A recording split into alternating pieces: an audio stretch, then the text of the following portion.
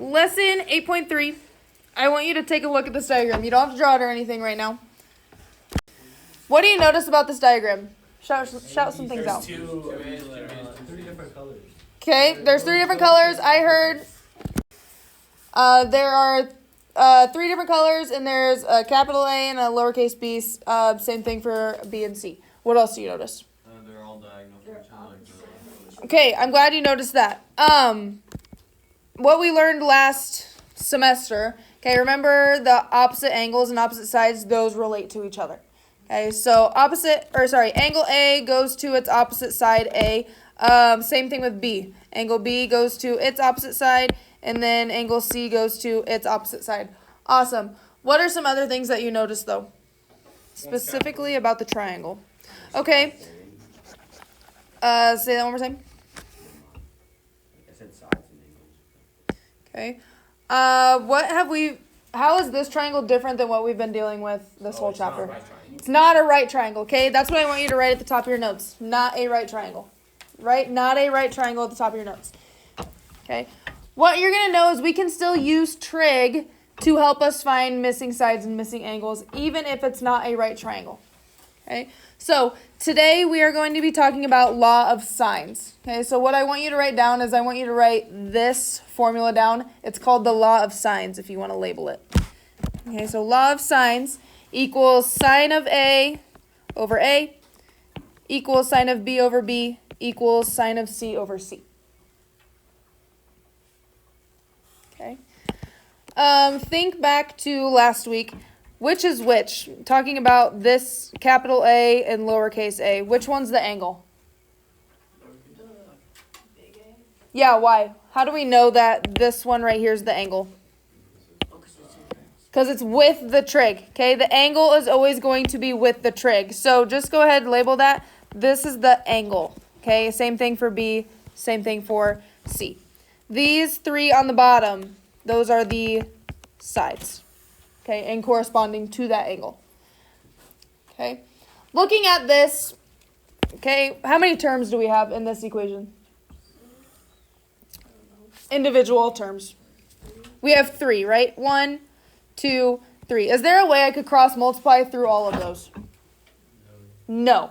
Okay, so what this equation is talking about is that it is comparing, I have to write it on here, we can compare this proportion to this proportion. We can compare that proportion to this proportion. And then this proportion to this proportion. All of those ratios are equal, but when you're solving problems, you're only going to have 2 ratios set up. Okay, depending on what sides and what angles you are given. Okay.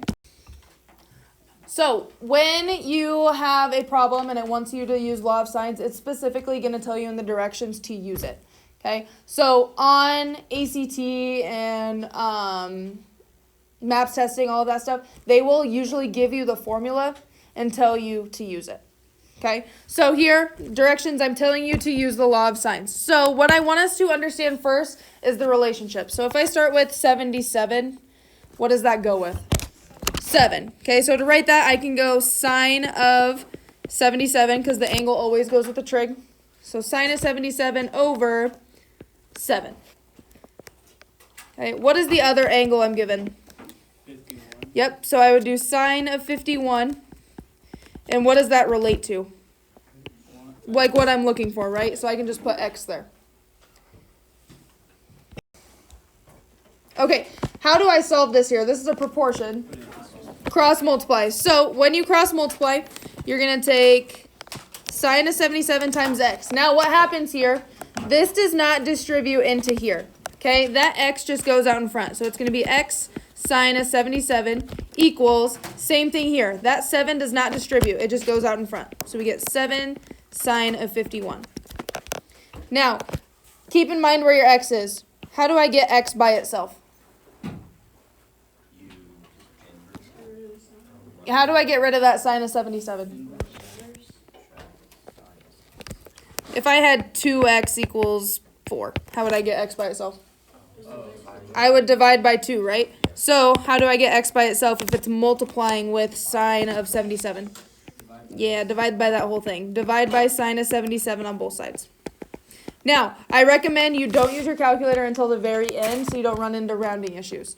Okay, so right now what I have left is I have x equals 7 sine of 51 divided by sine of 77. This right here is what you are going to type in your calculator. Okay, so everyone grab your calculator. Let's type it together. Okay.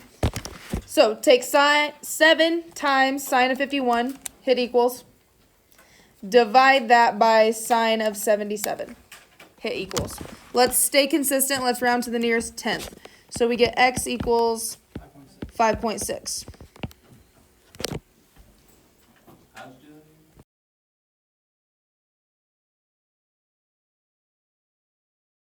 So again, the directions I'm giving you is to use law of sines. What's the angle that they give me?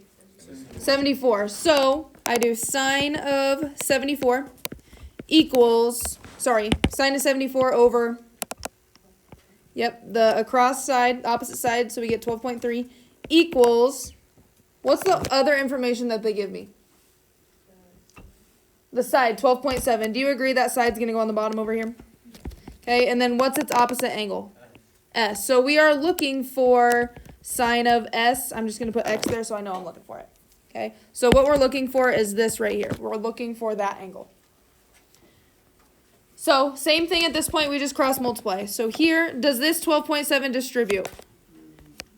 No, it stays out. So 12.7 times sine of 74 equals 12.3 sine of X. Okay. So here's X. I know X can get lost sometimes. What do I need to do to get X by itself? What should happen first? Let's get rid of that 12.3. Yep. Divide by 12.3 on both sides. Again, don't use your calculator yet. So we have 12.7 sine of 74 divided by 12.3. What's left on the right side? Sine of X. Okay, think back to last week. Is X by itself yet? No. How do I get rid of sine to get X by itself? What'd you say? Inverse. Yep. We're going to multiply both sides by that inverse. Okay, so then that will fully get X by itself. Now, in your calculator, do this first. Don't do the inverse last. Do this fraction first. So take 12.7 times sine of 74 equals, and then divide that by 12.3. Okay. In your calculator right now, just to double check, you should have like 0.99252, blah, blah, blah. Yeah? Okay. Now, some calculators might be different. If you don't know where the button is, don't hit anything yet. I'll come around and help. Okay, so hit second sine to open that inverse. And then most of you are going to have to hit second answer. Okay, that's usually with the negative button at the bottom. Second answer. And then hit equals. You should get X equals 83. Okay, biggest thing when setting up law of sines is getting the relationships. What's an angle that they do give me? Right, so I can do sine of 70. What does that relate to? 4. How do I know it's 4 and not 2? It's the opposite side. Equals, well, what's the other angle? Do I know it? Right, so I do sine of X over its opposite side, 2. What do I do from here? Cross multiply. So this turns into 2 sine of 70 equals 4 sine of X. Here's X. What do I need to do first? Divide by 4. So we get 2 sine of 70 over 4. What's left over here? Sine of X is left. Yep. Okay. Is X completely by itself yet? No. What am I going to have to do? I'm going to have to do the inverse, okay? Type that in first, and then do the inverse. What did you guys get for X? You should get 28 if you rounded. Okay. Again, what did this just give me? It gave me angle N. So let me adjust my picture here. We get 28. Now for B, it wants us to find angle O. Could you do law of sines again? But what's so much easier? All right, if you know 2 angles, how do you find the third? Add them up. What's 70 plus 28? 98. What do I do with 98? 180 minus 98 is 82. So that gives you your angle O. So number 5, again, directions say we're going to use the law of sines to find whatever we're looking for. So in this case, I told you we're looking for that missing side. Doesn't matter what ratio I set up first. What I mean by that, doesn't matter if I start with 58 or 42. It doesn't matter. I'm just going to start with 58. So I do sine of 58. How do I know 58 goes with the trig? It's the angle. Yep, so sine of 58 over, what's it relate to? Its opposite side 9 equals, what's the other ratio? Sine 42 over its opposite side x. Now we cross multiply. I highly recommend you rewrite this part. Okay, so if I cross multiply, I get x sine of 58. If I cross multiply here, I get 9 sine of 42. Okay, this step right here helps you see where x is. Okay, how do I get x by itself from here? Divide by sine 58. Okay, why can I not just divide by 58? They go together. Sine and the trig and the angle have to stay together. So we do sine 58 divide by sine 58. This is what you type in your calculator, that whole thing there. So we get x equals 7.1. Okay. Okay. Someone tell me a ratio that I can set up here on number 6. Okay, sine 31 over 11, because 11 is its opposite side. What's the other side? Sine of x over its opposite side, 15. What do we do from here once we have it set up? Cross multiply, so we get 15 sine 31 equals 11 sine of x. What do I do from here to get x by itself? Yep, let's get rid of that 11. If I divide by 11, so we have 15 sine 31 divided by 11 equals, what's left? Sine of x. Is x completely by itself yet? No, what do I have to do to get rid of sine? That's where that inverse comes in. Yep. Okay, so again, when you type this in your calculator, I recommend you do this part first and then do the inverse. This one you should get 44.6. Example. Number 7. Okay.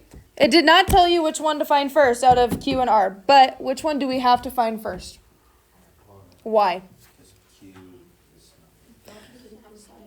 Okay, we know its opposite side, and if I look at Q, do I know anything about Q or its opposite side? No, so we have to find that R first. What's a ratio that I can set up? Sine of 98 over 20 equals sine of x over 14. Again, cross multiply. So here we get 14 sine of 98 equals 20 sine of x. What do I do from here? Yep, get this whole number out of the way. Divide by 20. So we have 14 sine of 98 divided by 20 equals sine of x is left. What do I do to get rid of sine? That's where that inverse comes in again. Yep. If you rounded this one, you should have got 43.9. Okay. What did that just give us? The other angle. That gave us R, right? It wants us to find Q. Right. Could I use law of sines? Yeah. Right, but should I? No. If you know two angles of a triangle, add them together. What do I get when I add those together? 141.9. What do I do with that? 180 minus 141.9 is 38.1. That's your angle Q.